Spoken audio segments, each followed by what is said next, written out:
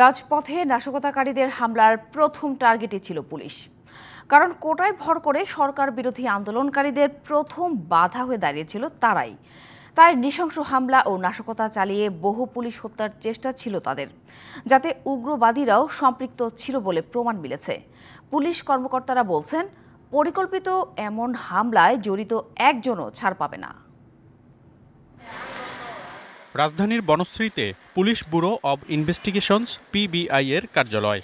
আশপাশের সব স্থাপনা অক্ষত থাকলেও ভাঙচুর, লুটপাটের পর আগুন ধরিয়ে দেয়া হয়েছে পুলিশের এই কার্যালয়টিতে, যেখানে জিম্মি করে হত্যার চেষ্টা করা হয়েছিল কমপক্ষে 10 জনকে।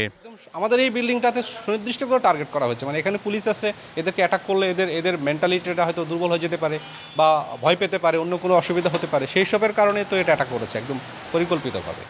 রাজধানীর আজিমপুর পুলিশ ফাঁড়িও শিকার হয়েছে লুটপাট আর আগুনের।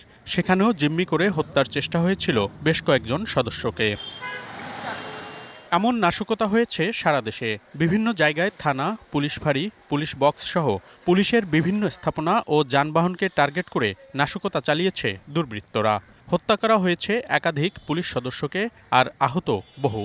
এসব হামলাকে পরিকল্পিত বলছেন পুলিশ কর্মকর্তারা, যাতে উগ্রবাদীরা জড়িত বলে দাবি তাদের। বিএনপি এবং জামাতে ইসলামের এবং উগ্র মৌলবাদী গোষ্ঠী 250-টিরও বেশি ডিজাইন অপশন নিয়ে ওয়ালটন স্মার্ট ফ্রিজ, বোঝে আপনার প্রয়োজন।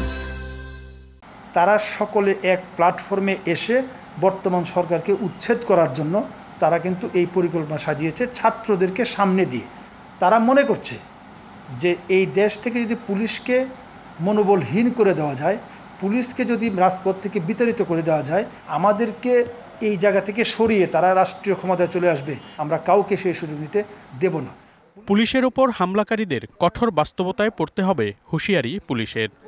আমাদের সদস্যদের উপর যেই পরিমাণ হামলা হয়েছে তার সমুচিত জবাব, এবং সেটা আইনসঙ্গতভাবে প্রত্যেকটি ঘটনা আইডেন্টিফাই করে করে আলাদা করে করে এর সঙ্গে জড়িত যেই হোক না কেন প্রত্যেককেই আমরা আইনের সোপর্দ করবই করব। হামলায় আহত বহু পুলিশ চিকিৎসা নিচ্ছেন বিভিন্ন হাসপাতালে।